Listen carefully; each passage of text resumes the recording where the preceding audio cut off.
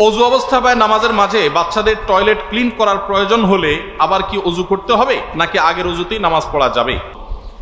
আমার আব্বু 18 সাল থেকে হজে যাব করে যায় না। এতিম বাচ্চাদের জন্য দান সাদকা চাইতে আসে, এটা কি দেওয়া উচিত? নাহমাদুহু ওয়া নুসাল্লি আলা রাসূলিহিল কারীম, আম্মা বাদ, ফাআউযু বিল্লাহি মিনাশ শাইতানির রাজিম, বিসমিল্লাহির রহমানির রহিম। সুপ্রিয় দর্শক শ্রোতা, অত্যন্ত গুরুত্বপূর্ণ 7টি প্রশ্নের উত্তর নিয়ে আপনাদের সম্মুখে হাজির হলাম।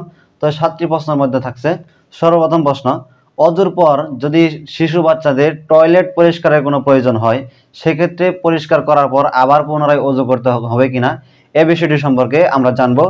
তারপর প্রশ্ন হচ্ছে, সব সময় অসুস্থতা লেগেই থাকে, কেন লেগে থাকে, আমলের মাধ্যমে কোনো মুক্তি পাওয়া যায় কিনা, এই বিষয়টি সম্পর্কে জানবো। তারপর প্রশ্ন হচ্ছে, স্বামীর পকেট থেকে না বলে টাকা নেওয়া জায়েজ হবে কিনা, স্বামীর পকেট থেকে টাকা নেওয়া না বলে নেওয়া জায়েজ হবে কিনা। তারপর প্রশ্ন, জমি বিক্রি করে হজ করা যাবে কিনা, অর্থাৎ যদি আপনার সামর্থ্য থাকে যে জমি বিক্রি করলে বাঞ্ছিত জমি, অর্থাৎ আপনার অব্যবহৃত জমি যদি থাকে, সেক্ষেত্রে আপনি যদি অব্যবহৃত জমি বিক্রি করেন আপনার কোনো ক্ষতি হবে না, সেক্ষেত্রে যদি আপনি জমি বিক্রি করে হজ করতে চান সেই হজ করা যাবে কিনা। তারপর প্রশ্ন হচ্ছে, এতিম বাচ্চাদের জন্য দান সদকা চাইলে আসলে দেওয়া উচিত কিনা, এতিম বাচ্চারা যে মাদ্রাসা থেকে অথবা এতিমখানা থেকে এসে এতিমদের জন্য দান সদকা চায়, সেক্ষেত্রে এতিমদের দেওয়া কতটুকু যৌক্তিক, এই বিষয়টি সম্পর্কে জানবো। তারপর প্রশ্ন হচ্ছে, ছাত্রদের যদি দাড়ি রাখতে বাধা দেওয়া হয় সেক্ষেত্রে করণীয় কি। তারপর প্রশ্ন হচ্ছে, অন্য ধর্মের লোকের সাথে ইফতার করা যাবে কিনা, অন্য ধর্মের লোকদের সাথে আপনি যদি ইফতার করেন সেক্ষেত্রে কতটুকু ইসলাম সমর্থন করে, এই বিষয়টি সম্পর্কে আমরা জানবো।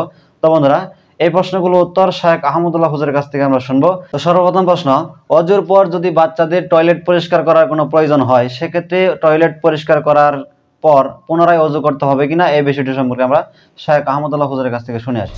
ছেলে বাচ্চা হোক আর মেয়ে বাচ্চা হোক, বড় হোক আর ছোট হোক, বাচ্চাদের পেশাব পায়খানা করেছে, তাদের প্যান্ট, তাদের প্যাম্পাস ইত্যাদি আপনি পরিষ্কার করেছেন, এগুলো পরিষ্কার করার কারণে আপনার অজু নষ্ট হবে না। তবে যদি হাতে ময়লা লাগে, যেই জায়গায় ময়লা লেগেছে ওই জায়গাটা ধুয়ে ফেলবেন, বাস এটুকু যথেষ্ট, আর নতুন কিছু আপনাকে করতে হবে। সুপ্রিয় দর্শক শ্রোতা, এ পর্যায়ে আমরা সব সময় অসুস্থতা লেগেই থাকে, কেন লেগে থাকে, এ ধরনের কোনো আমল রয়েছে কিনা, যে আমলের মাধ্যমে এই অসুস্থতা দূর করা সম্ভব, এই আমল সম্পর্কে আমরা জেনে আসি। আল্লাহ তাআলা আপনার প্রতি রহম করুক এবং আপনার মেয়ে এবং পরিবারের প্রতি রহম করুক। সেই সাথে আপনার জন্য যে আমলে কথা বলবো সেটা হলো, কোনো গুনাহে লিপ্ত হবেন না। আল্লাহ তাআলা আইসিইউ থেকে আপনাকে ফিরিয়ে এনেছেন। করোনার সময় আমারও করোনা হয়েছে, আমি হসপিটালে ভর্তি ছিলাম, সেখানে কত মানুষ অসহায় হয়ে গেছে আমরা দেখেছি। আমার এক পরিচিত বন্ধু ঢাকা মেডিকেল কলেজের ডাক্তার, তিনি বলেছেন যে এক লোক আমার রোগী হয়ে করোনার সময় এসছে, তার প্রথম করোনা পজিটিভ হওয়ার পরে সে কোনো পাত্তাই দিচ্ছে না এবং কোনো সাইড দিচ্ছে না, বলে যে আমি খুব স্ট্রং মানুষ, খুব ফিট মানুষ, আমি অনেক এক্সারসাইজ করি, আর কিছুই হবে না। বলে যে 2-4-5 দিন যাওয়ার পর আস্তে আস্তে আস্তে আস্তে যখন সে উইক হয়ে আসছে, একটা পর্যায়ে আইসিইউতে চলে গেছে, তখন সে একদম আইসিইউ যাওয়ার আগ মুহূর্তে সে একেবারে সুইর মতো সোজা হয়ে গেছে, তার সব বাহাদুরি শেষ পর্যন্ত লোকটা বেঁচে ছিল। এবং ওই ডাক্তার সাহেব আমাকে বলেন যে যতবার দেখা হয় তার সাথে আমি জিজ্ঞেস করি কি খবর আপনার বাহাদুরির, তো বলে যে মাথাটা তার নিচু হয়ে যায়। আল্লাহ সুবহানাহু ওয়া তাআলা মানুষকে এক মুহূর্তেরও প্রয়োজন হয় না আল্লাহ তাআলা মানুষকে সোজা করার জন্য, দুর্বল করার জন্য। তো এরকম কঠিন সময় থেকে আল্লাহ ফিরিয়ে এনেছেন, সেজন্য আল্লাহ শুকরিয়া আদায় করবেন আর সকল গুনাহ থেকে, হারাম থেকে বেঁচে থাকবেন। আগের গুনাহগুলোর জন্য তওবা ইস্তেগফার করতে থাকবেন, বেশি বেশি চোখের পানি ফেলতে থাকবেন। এটা ইনশাআল্লাহ সবচেয়ে গুরুত্বপূর্ণ আমল। সুপ্রিয় দর্শক শ্রোতা, এ পর্যায়ে আমরা এতিম বাচ্চাদের দান সদকা চাইলে সেক্ষেত্রে এতিম বাচ্চাদের দান সদকা করা কতটুকু যৌক্তিক ইসলামের দৃষ্টিতে, তো শায়েখ আহমদুল্লাহ হুজুরের কাছ থেকে এই বিষয়টি সম্পর্কে আমরা শুনে আসি। এতিম বাচ্চাদের জন্য দান সদকা যারা চাইতে আসে, এটার একটা রূপ ঢাকায় আছে, যশোরেও আছে, আমি জানি। সেটা হলো যে কিছু বাচ্চা কাচ্চা ছেলে ফেলেকে পাঠায় দেয় বিভিন্ন এতিমখানার রসিদ দিয়া, কাগজপত্র দিয়ে, তারা এসে বলে আমরা এতিমখানা থেকে আসছি, আমাদের কোরআন শরীফ কিনতে টাকা লাগবে, আমাদের খাবারের টাকা নাই। এসে ঘরে ঘরে তারা নক করে, আসেনি? এদেরকে পাইলে তাদেরকে তো আর কিছু বলা উচিত হবে না। বাচ্চাদেরকে ধরে একটু ভালো বুড়া খাওয়ান আর বলেন যে তোমাদের হুজুরে ফোন করো, একসাথে যত টাকা পয়সা সব হুজুরে দেব। এরপরে হুজুর আসার পরে তারা বসে ভালো করে সাইজ করেন, আর এটা হুজুরের বিজনেস যদি হয় তাহলে তাকে আইনের হাতে সুপর্দ করে দেন।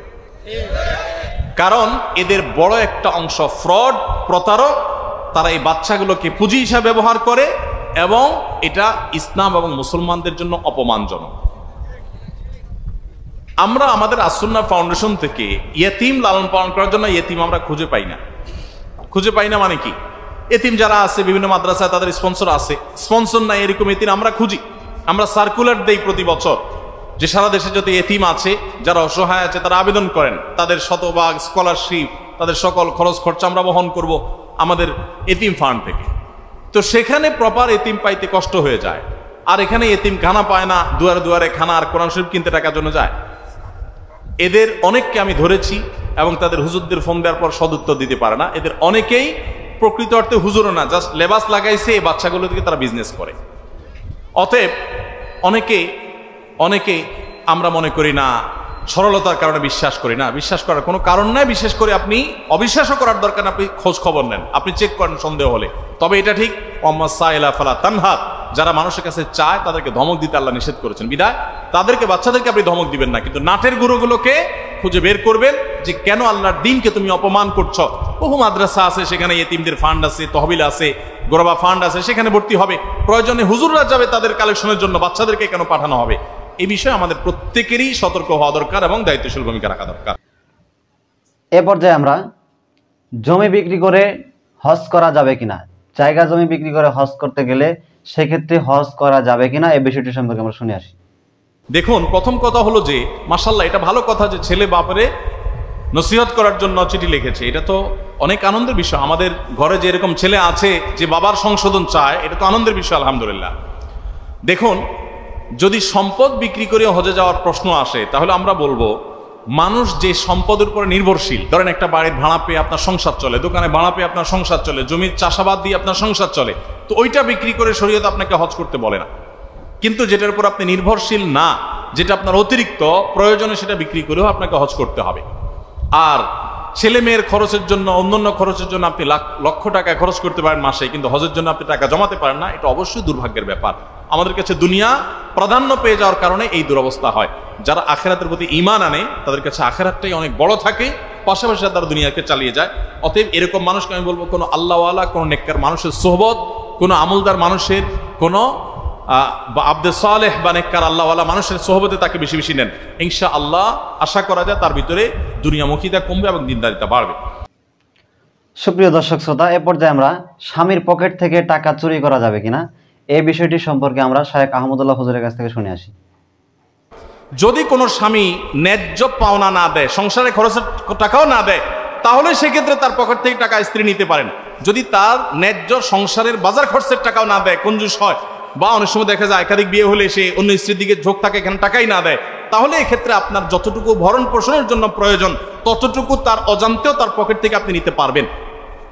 কিন্তু আপনি চাইনিজ খাওয়ার জন্য, মার্কেটিং করার জন্য, আপনার বোনের ছেলে মেয়েকে জামা কাপড় কিনে দেওয়ার জন্য, আর ফাও খরচ করার জন্য স্বামীর পকেট থেকে না বলে টাকা চুরি করলে সেটা কিন্তু জায়েজ হবে না, এটা মনে রাখতে হবে।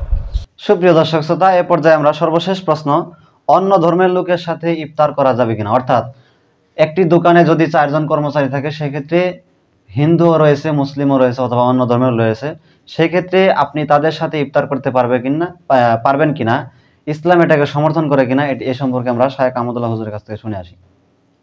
দোকানের 5 জন কর্মচারীর কিছু মুসলমান, কিছু হিন্দু আছেন। হিন্দু যারা আছেন তাদেরকে, বা অন্য ধর্মাবলম্বী যারা আছেন তাদেরকে আপনার যে ইফতার সেটা তাদেরকে অফার করতে পারেন, তাদের সাথে শেয়ার করতে পারেন, কোনো অসুবিধা নেই। একসাথে ইফতারও খেতে পারেন, কোনো সমস্যা নেই।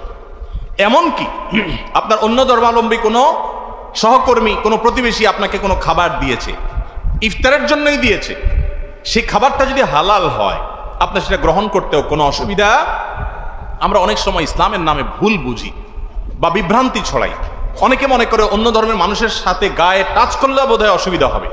ইসলাম এরকম সংকীর্ণ কোনো বিষয় নয়, বরং আল্লাহ সুবহানাহু ওয়া তাআলা বলেছেন, লা ইয়ানহাকুমুল্লাহু আনিল লাযিনা লাম ইউকাতিলুকুম ফিদ-দীন ওয়া লাম ইখরিজুকুম মিন দিয়ারিকুম আন তাবাররুহুম ওয়া তুকসিতু ইলাইহিম ইন্নাল্লাহা ইউহিব্বুল মুকসিতিন।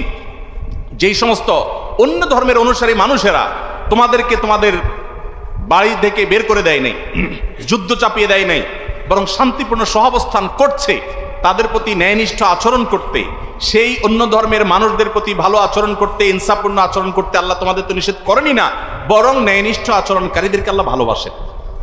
তাহলে বোঝা গেল যে আমাদের হিন্দু, খ্রিস্টান বা অন্য ধর্মাবলম্বীর সহকর্মী বা প্রতিবেশী, তাদের প্রতি আমাদের সদাচরণ থাকতে হবে, এবং তারই অংশ হিসাবে তাদেরকে আমরা খাবার শেয়ার করতে পারি এবং তাদের খাবার গ্রহণ করতে পারি।